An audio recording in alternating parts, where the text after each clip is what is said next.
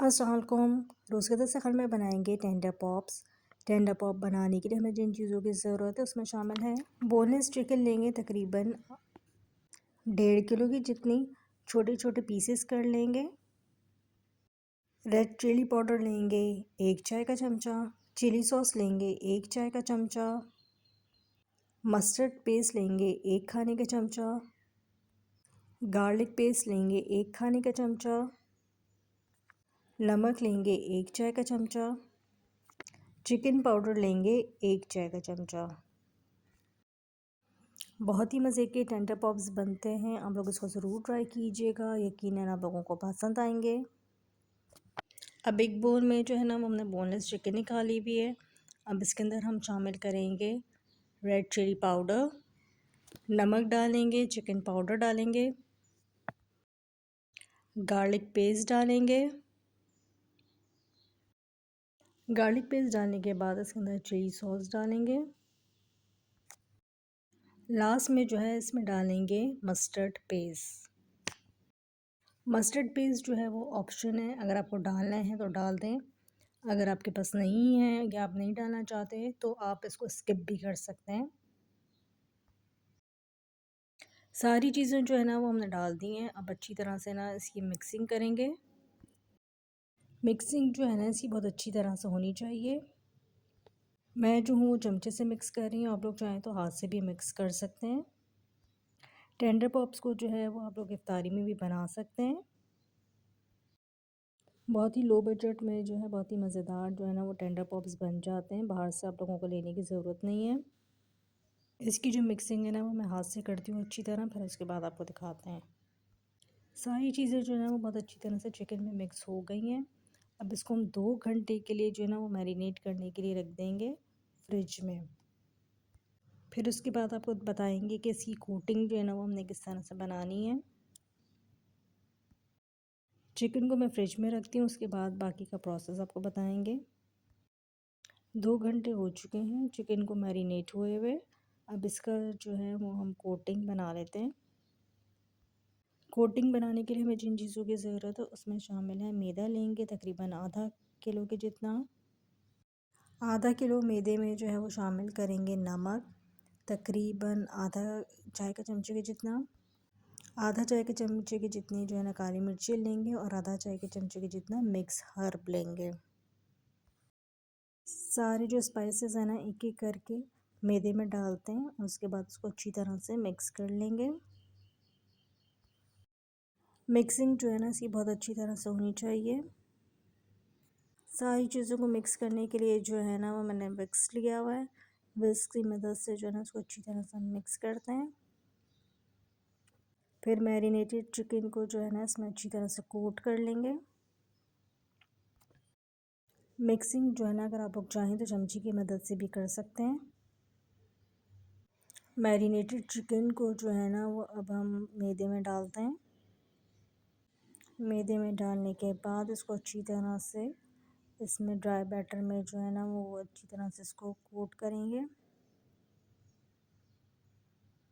अच्छा, आप लोग चाहें तो उसको ज़िप लॉक में भी डाल सकते हैं ताकि जो इसकी मिक्सिंग है वो अच्छी तरह से हो जाए, या किसी पॉलीथीन बैग्स में। ये आप लोग देख सकते हैं कि बहुत चिकन के जो पीसेस हैं ना बहुत अच्छी तरह से इसमें कोट हो गए। अच्छा, इसके अंदर जो मैदे के अंदर जो है ना हमने एक तो गीला चमचा यूज़ नहीं करना और बॉल जो है ना वो बिल्कुल साफ़ सुथरा और ड्राई होना चाहिए।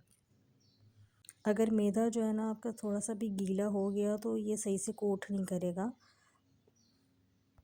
तो आपको इस बात का जो है ना वो ख़याल रखना है।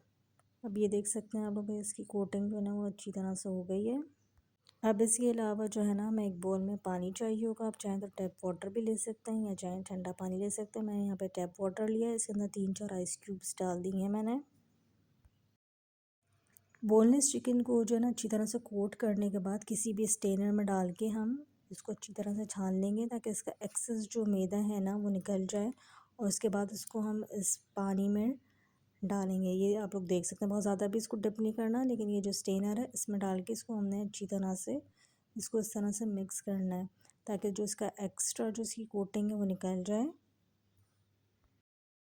बोनलेस चिकन जो है ना वो अच्छी तरह से इसके अंदर डिप होनी चाहिए पानी में। ये देख सकते हैं, अगर डिप नहीं हो रही तो चमचे की मदद भी जो है ना इसको अच्छी तरह से ऊपर नीचे करके आप इसको कर सकते हैं।